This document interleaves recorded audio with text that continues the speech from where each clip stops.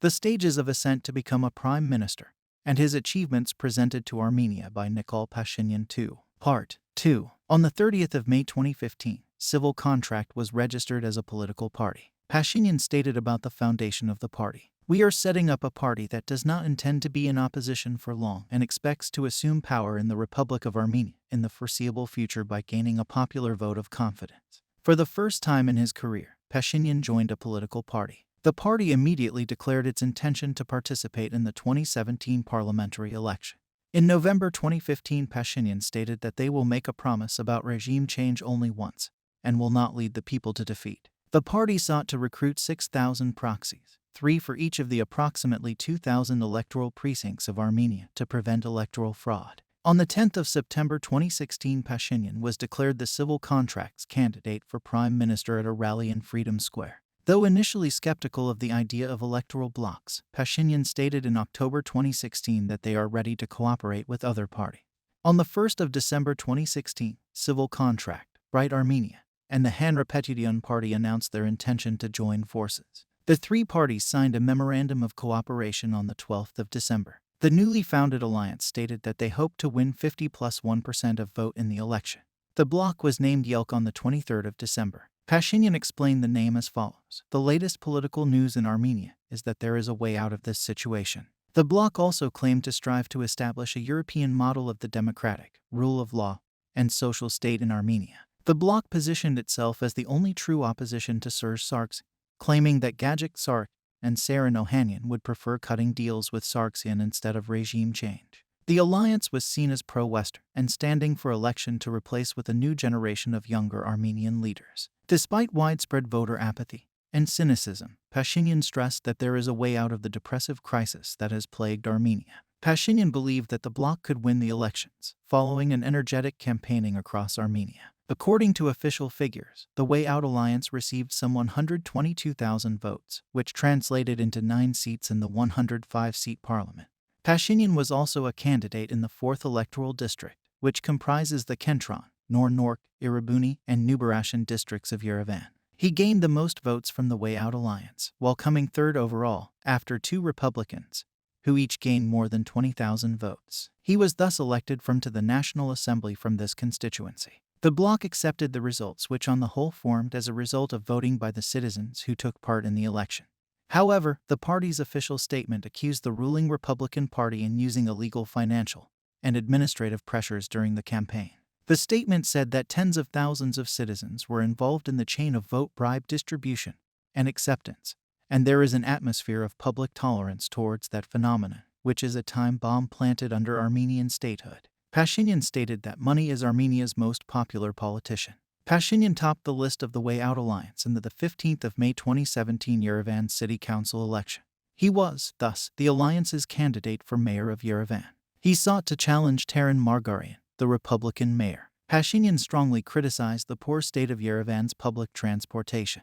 His election campaign mostly consisted of house-to-house campaigning. He stated during the campaign, "You can rely on us in replacing this clan-based and corrupt rule in the capital by the people's rule." To counter alleged vote buying by the Republican Party, Pashinyan made an election promise to provide residents of Yerevan 15,000 Armenian drams for not taking bribes from the Republican Party if elected mayor. According to media reports, bribes by the ruling party averaged 10,000 drams. "We would introduce social aid for citizens coerced into taking vote bribes," said Pashinyan.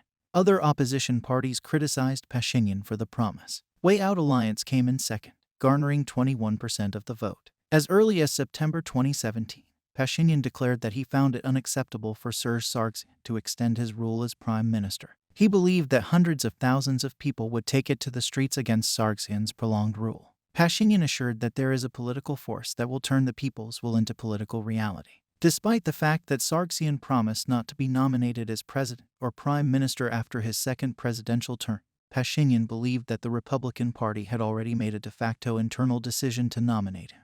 Although all constituent parties of the Way Out Alliance found Sargsyan's continued rule as prime minister, his third term, unacceptable, there was a disagreement within the alliance whether street protests should be waged against it or not. The roadmap of Pashinyan's civil contract was not accepted by Bright Armenia and the Rụpụtara party. Pashinyan's partners were skeptical that the protest would attract large enough crowds. Edmund Marakian went as far as saying Pashinyan was seeking short-term glory and instead advocated acquiring political leverage to keep Sargsyan's government in check. Nevertheless, Civil Contract announced on the 20th of March 2018 that they will launch a movement against Sargsyan's third term in office. Varim Bagdasaryan, the Republican leader in parliament, dismissed Pashinyan's declarations, saying that power is not a box which they can pick up. You need grounds to take power. On the 31st of March, Pashinyan and a group of supporters began a march from Gyumri, Armenia's second-largest city. The campaign, named My Step, was declared with the intention to prevent Sargsyan's election as prime minister on the 17th of April. Pashinyan stated, "Our action plan includes blocking roads, blockading buildings, and generating the kind of civic activity that would enable us to go to the National Assembly and halt the work of the deceitful state and deceitful regime created by Serge Sargsyan.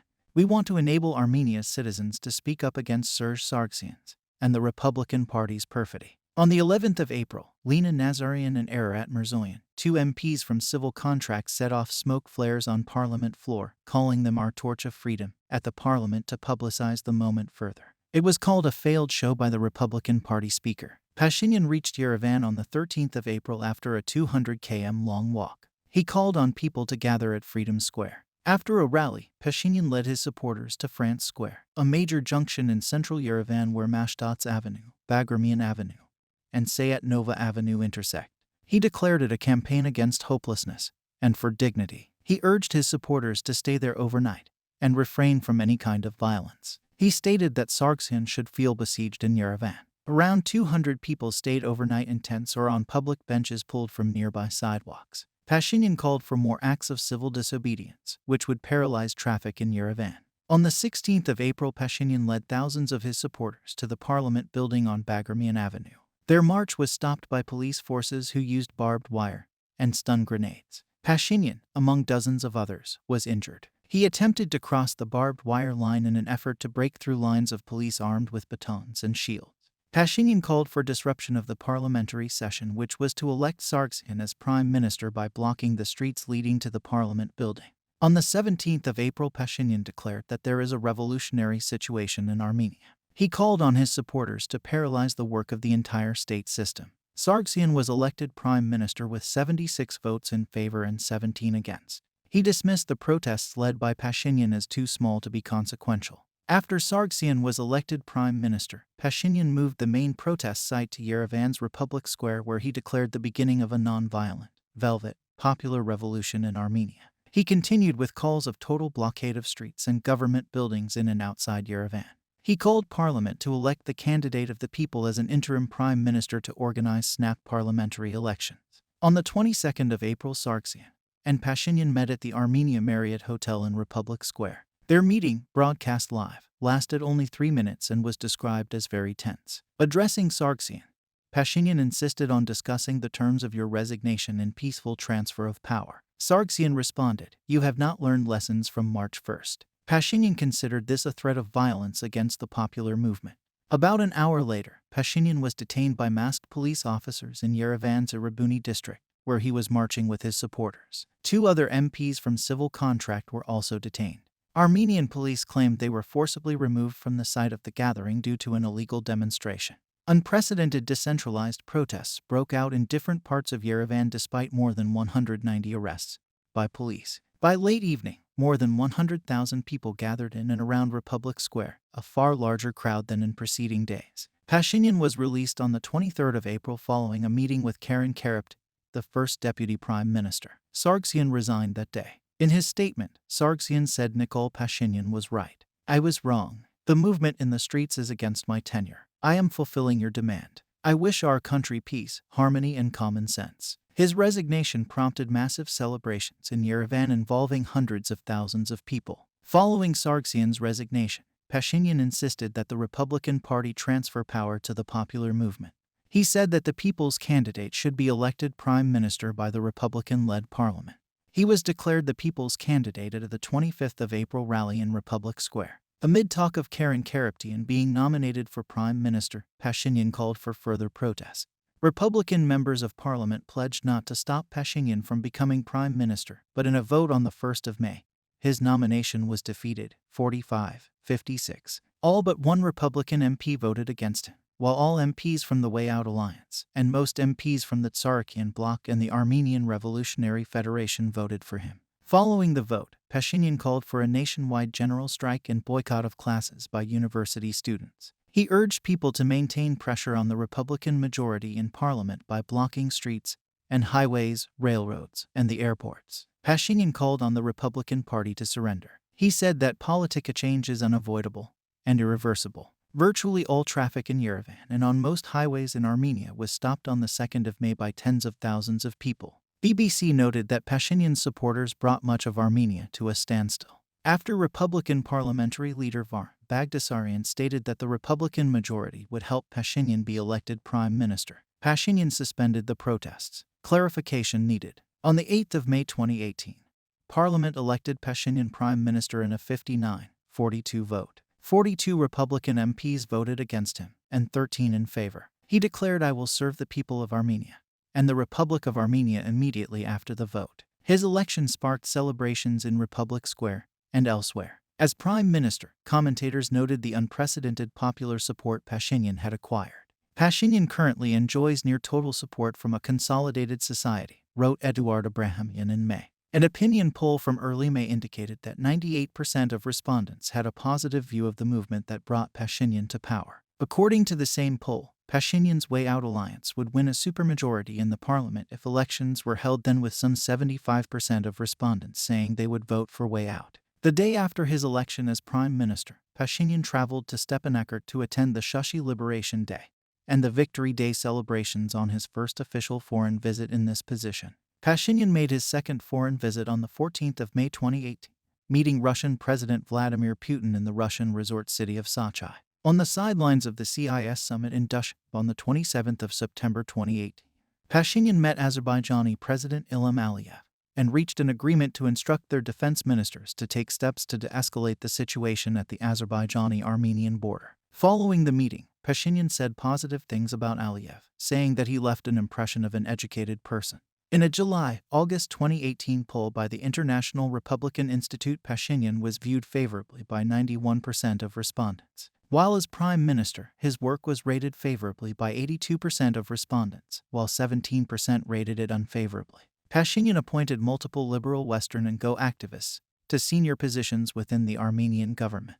Several of Pashinyan's supporters during the Velvet Revolution were also appointed to government roles. For example, Pashinyan's English teacher Lilit Maknuts, who had no political experience prior to the Velvet Revolution, was appointed Minister of Culture and later ambassador to the United States. On the 3rd of October 2018, Pashinyan fired 6 cabinet ministers after their political parties supported a bill to limit the prime minister's authority to call snap elections to the National Assembly. Just over 2 weeks later, Pashinyan resigned in protest on Armenian television and became the acting head of government until parliamentary elections were constitutionally held in early December. Pashinyan's My Step Alliance won the election in a landslide victory, receiving 70% of the vote and winning 88 of the 132 seats in parliament.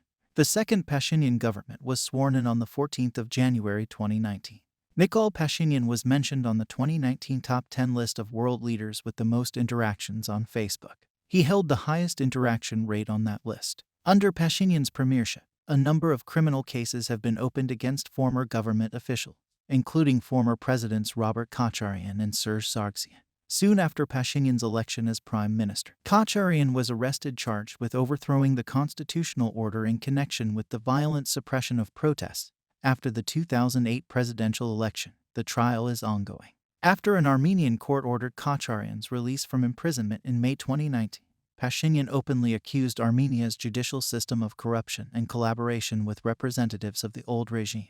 Pashinyan called on his supporters to block court buildings and announced his plan to introduce mandatory vetting for all judges to investigate possible corruption and links to the old regime. Pashinyan's government planned to hold a referendum in April 2020 to introduce a constitutional amendment to dismiss 7 of the 9 judges serving on Armenia's constitutional court. Pashinyan accused the judges of defending members of the old regime from prosecution through its decisions. The referendum was postponed indefinitely due to conditions created by the COVID-19 pandemic. Following the 2020 Nagorno-Karabakh war, Pashinyan signed a ceasefire agreement that returned Armenian-occupied territories surrounding Nagorno-Karabakh to de facto Azerbaijani control. This led to protests accusing Pashinyan of being a traitor, and calls for his resignation by a number of prominent political figures. Pashinyan's government was criticized for providing minimal committed to the war effort. For over a month after the war started, the Armenian war had not been fully mobilized. Armenia's military doctrine requires that Armenian forces being near fully mobilized within 48 hours in case of war.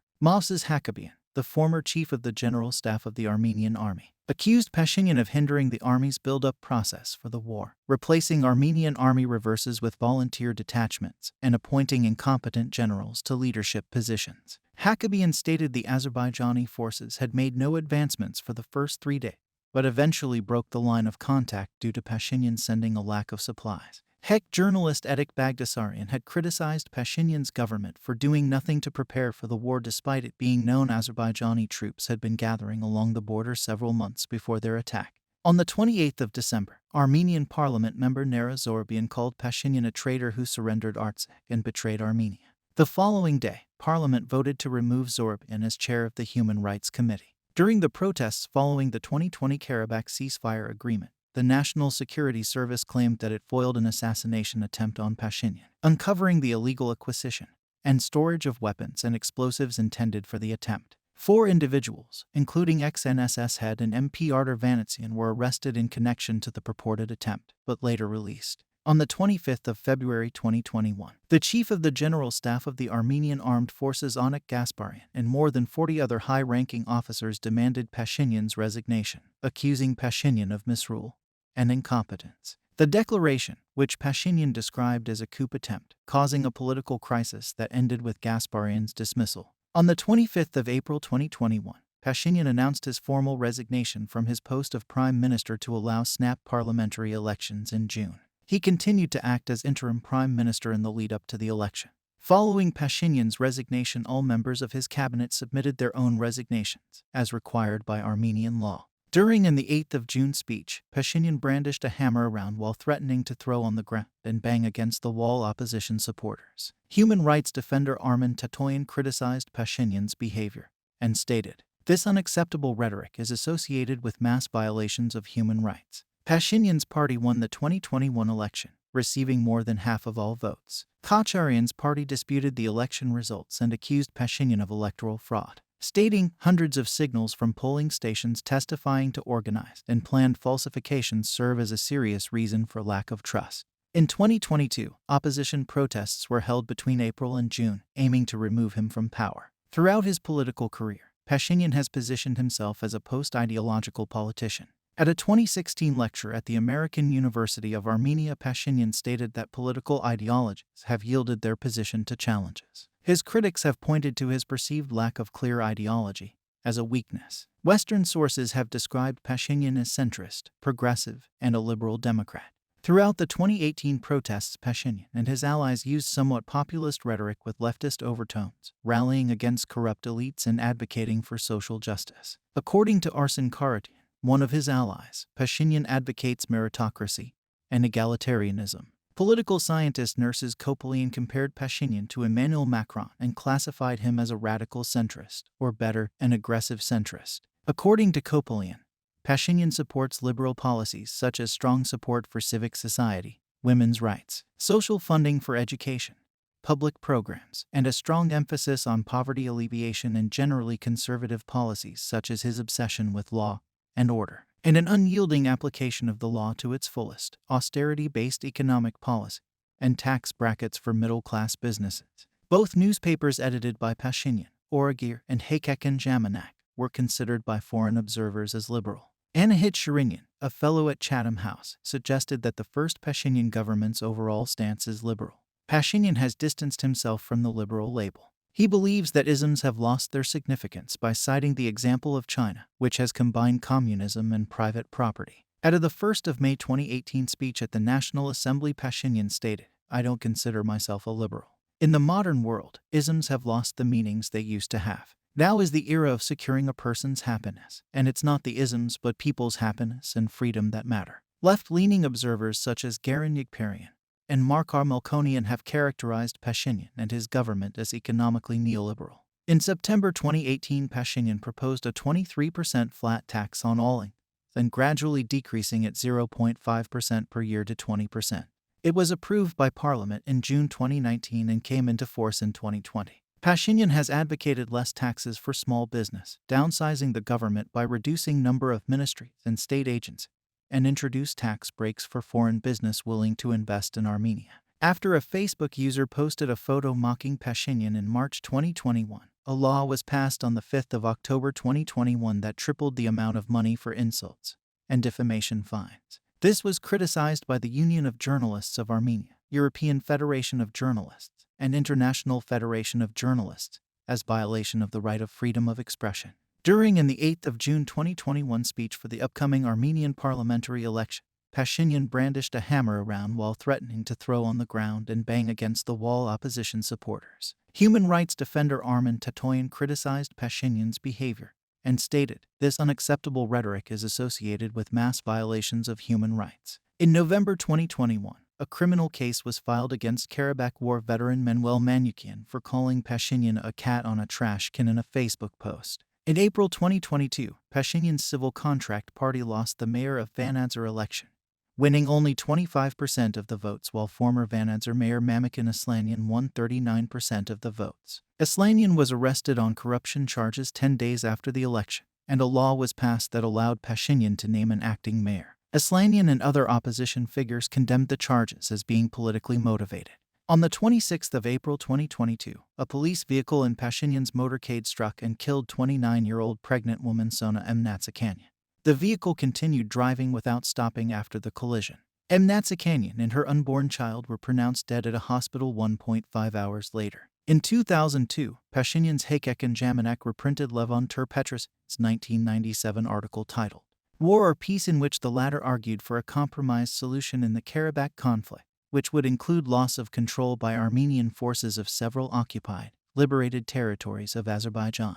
During the 2008 Armenian presidential election protests, Pashinyan could be heard telling protesters, "We must liberate our city from the Karabakhtsi scum," in reference to Robert Kocharyan and Serge Sargsyan. Pashinyan had frequently referred to Kocharyan, Sargsyan, and their allies as the Karabakh clan. These statements have been criticized for promoting division between Armenians in the Republic of Armenia and Republic of Artsakh. However, after becoming prime minister, Pashinyan's position on the Nagorno-Karabakh conflict had been characterized as consistently hardline. Both in 2016 and 2017 he attacked Ter-Petros's stance on Karabakh. In a July 2016 interview, Pashinyan stated that there is no land to hand over to Azerbaijan, referring to the Armenian-controlled territories surrounding Nagorno-Karabakh. He also claimed that Artsakh has its own claims which are controlled by Azerbaijan, namely the Shahamian region. During the 2018 protests, he stated at Yerevan's Republic Square, "Long live the Nagorno-Karabakh Republic, which will finally become an inseparable part of Armenia." According to analyst Emil San, Pashinyan returned to the original goal of the Karabakh movement, from which the official position of Armenia had shifted in advocating Karabakh as an independent political entity. Pashinyan believes that the negotiations and settlement around the Nagorno-Karabakh issues should be undertaken within the framework of the OSCE Minsk Group. However, he also claims that the rhetoric used by current leadership of Azerbaijan doesn't create an environment for a realistic settlement. He stated in a May 2018 interview, "It is impossible to talk about mutual concessions in the resolution of the conflict when Azerbaijan is trying to destroy the Armenian statehood. Negotiations on mutual concessions will begin only when Azerbaijan recognizes the right of the people of Karabakh to self-determination." Following the 2016 April War, Pashinyan stated that Armenia should not negotiate with Azerbaijan in any format that does not include a Karabakh Armenian representative. In an April 2018 interview with BBC, Pashinyan argued that there cannot be constructive dialogue between Armenia and Azerbaijan as long as Azerbaijani President Ilham Aliyev talks about conquering Yerevan and capitulation of Armenia and Karabakh.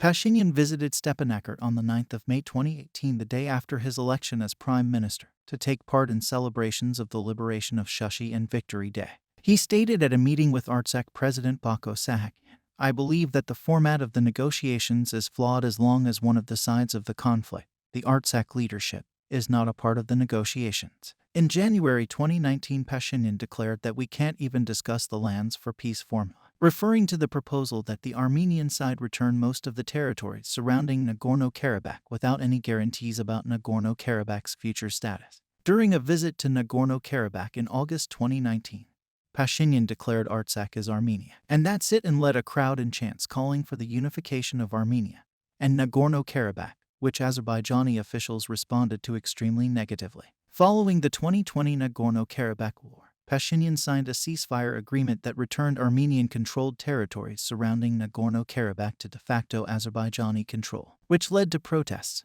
and calls for his resignation by a number of prominent political figures. After the 2020 war, Pashinyan began referring to towns in Nagorno-Karabakh by their Azerbaijani names. Pashinyan has been described by political commentator Grigor Atnesian as a Moscow skeptic Democrat who has championed an Armenia-centric approach, arguing that there's no place for pro-Russian or pro-Western political forces in the country. In 2014, Pashinyan's Civil Contract Party declared that they advocate the no-no policy regarding full integration into either Russia-led union or integration into the EU.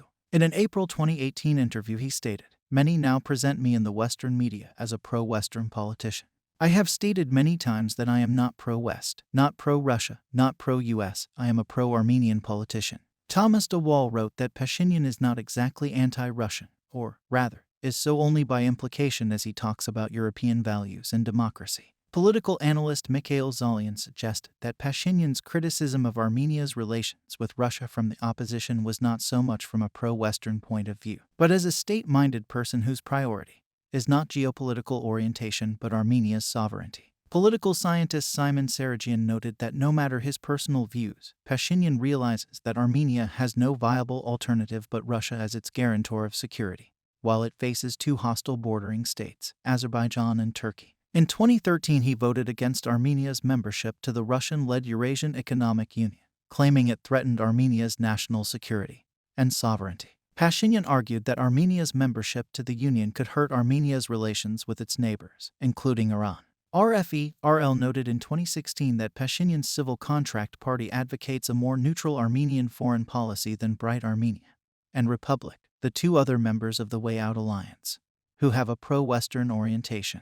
In August 2017, RFE-RL noted that Pashinyan repeatedly objected last year to some pro-Western politicians' calls for Yerevan to leave Russian-dominated trade bloc. Nonetheless, the Way Out Alliance parliamentary faction approved a draft statement by the parliament demanding the government to start a process of invalidating Armenia's accession treaty with the EU. In 2016, he criticized and voted against the Armenian-Russian agreement on creation of the unified regional air defense system in the Caucasus by arguing that Armenia should develop a system of air defense of sovereign Armenia. Why should we transfer our own air defense system under the command of Russia? He stated that Russia cannot be considered a real guarantor of Armenia's security. This kind of agreement with Russia creates only the illusion of a strengthening of security. In April 2018, he stated that he will not pull out of the Collective Security Treaty Organization, and that he has no problems with the Russian bases in Armenia by citing Armenia's bad relations with Turkey. The Russian base in Gyumri, he said, guards the Turkish-Armenian border and Armenia needs it. In December 2018, he stated that Armenia does not seek NATO membership, but will continue to preserve relations with that organization. In 1998, Pashinyan wrote an article advocating for stronger economic ties with Turkey and criticized an anti-Turkish sentiment in Armenia. Of course, Armenia is the most suitable partner for Turkey in terms of economic development of Western Armenia.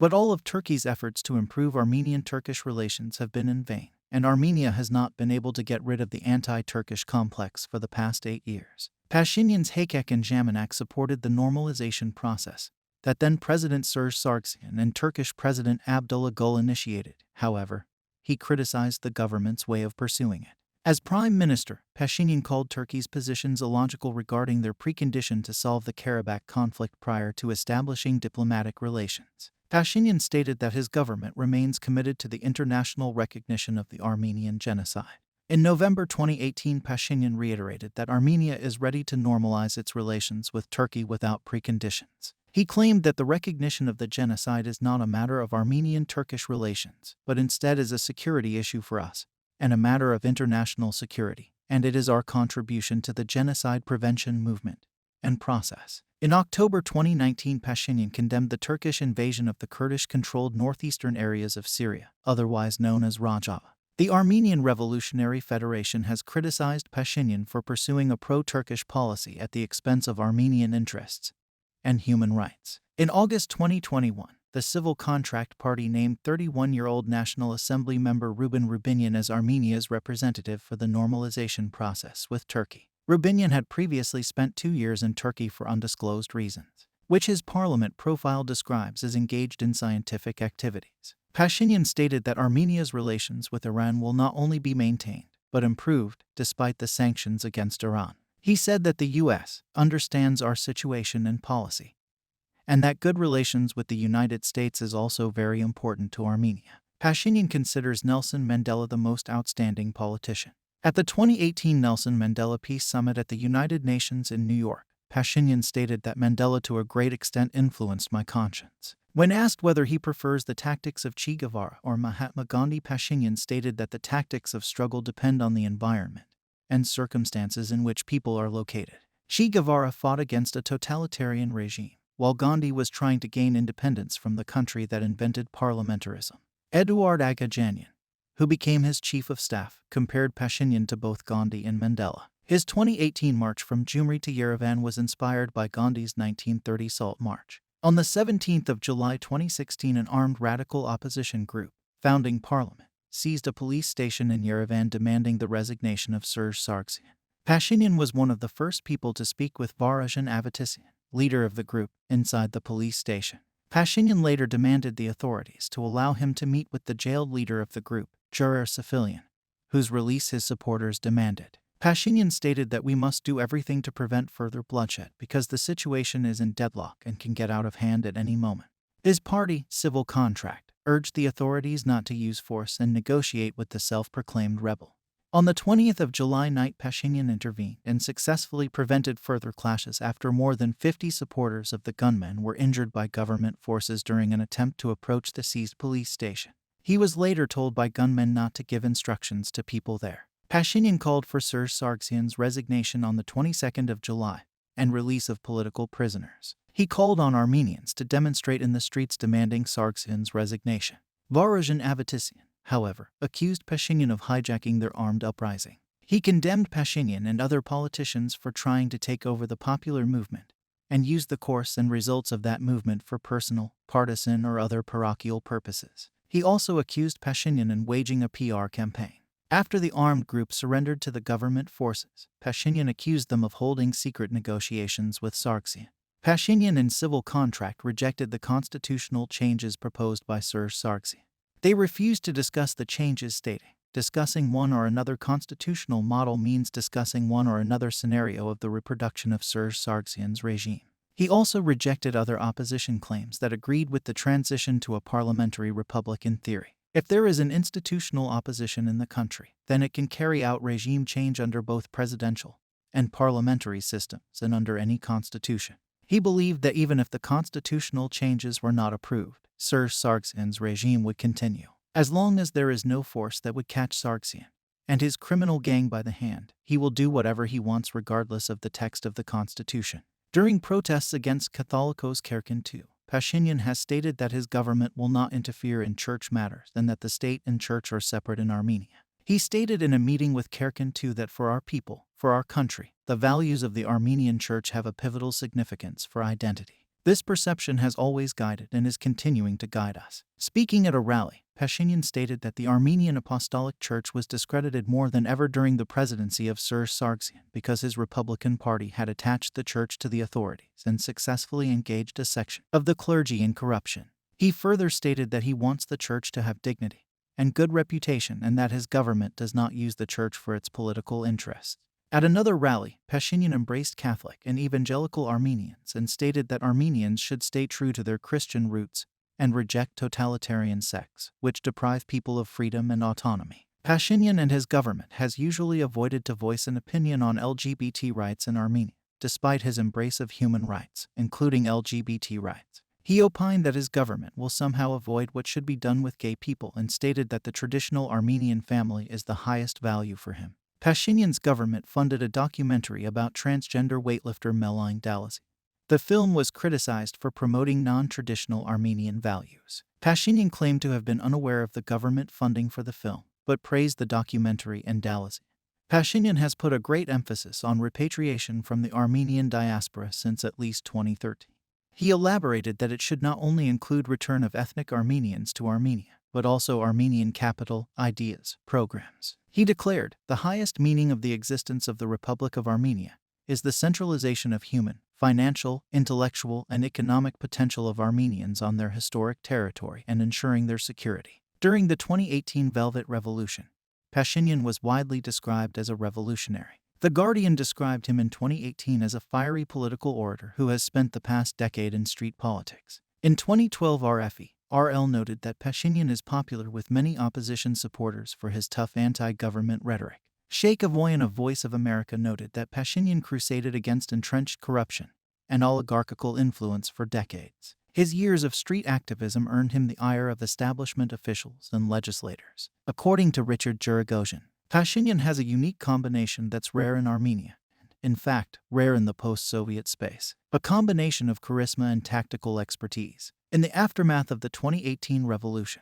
Pashinyan rose to be perceived as a national hero in Armenian society. Pashinyan has gained support from System of a Down frontman Serge Tank, who co-wrote a ballad called Hayastain in 2020, as well as served as an executive producer and composer for the documentary I Am Not Alone, which chronicled Pashinyan's rise. Freedom House gave Pashinyan the largest two-year improvement ever recorded in their 2020 Nations in Transit ranking.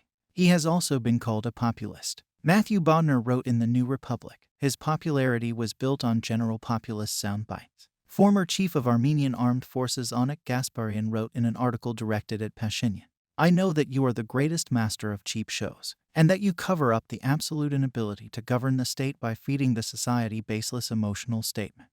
Pashinyan has also been praised as a reformist. David Ignatius, for instance, called the 2018 protest movement a reformist one, praising its nonviolent nature and its broad popular appeal. Armenian-American writer Ardo Vaughn noted that in the aftermath of the 2018 protest movement, Pashinyan grew to an iconic stature. Emil Sanamian suggested that the revolution saw Pashinyan transform from a lonely Don Quixote figure into a warrior like Santa who managed to rescue Armenia from a corrupt regime. According to Pietro Shakarian, Pashinyan had a reputation of a muckraking journalist. He was named one of the 4 crusaders keeping the dream of democracy alive in 2018 by Time magazine, and Politician of the Year in 2018 by Vedomosti. After a few months of his premiership, Pashinyan was criticized for the inadequate revolutionary method reinforced with his allegedly authoritarian and divisive rhetoric, which was resulted in repeated attacks on the rule of law and the constitution.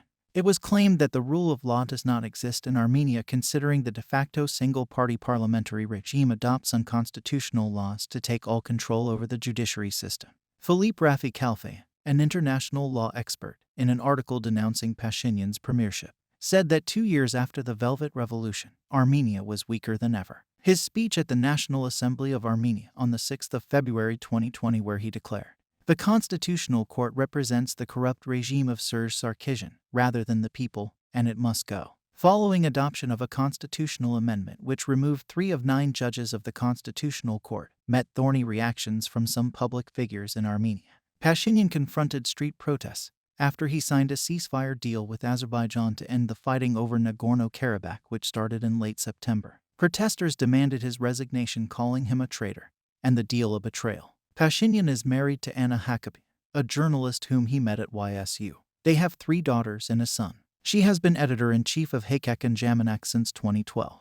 Pashinyan and Hakabian are not officially married, nor did they have a church ceremony. Pashinyan stated that he hopes they can get married at an Armenian Apostolic Church one day. Their son, Ashat, volunteered to serve in Artsakh in 2018, and again in October 2020 during the 2020 Nagorno-Karabakh War. Besides his native Armenian, Pashinyan speaks Russian, English, and French. Pashinyan said that he and his family are adherents of the Armenian Apostolic Church. One must visit the Mother See of Holy Echmiadzin from time to time.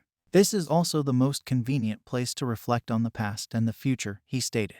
In June 2020, he announced that he and his whole family contracted COVID-19 and will self-isolate at the Prime Minister's residence during the COVID-19 pandemic in Armenia. While campaigning for the 2021 Armenian parliamentary election, Pashinyan declared an offer to exchange his son Ashat for all of the Armenian POWs held in Azerbaijan. The exchange was never made.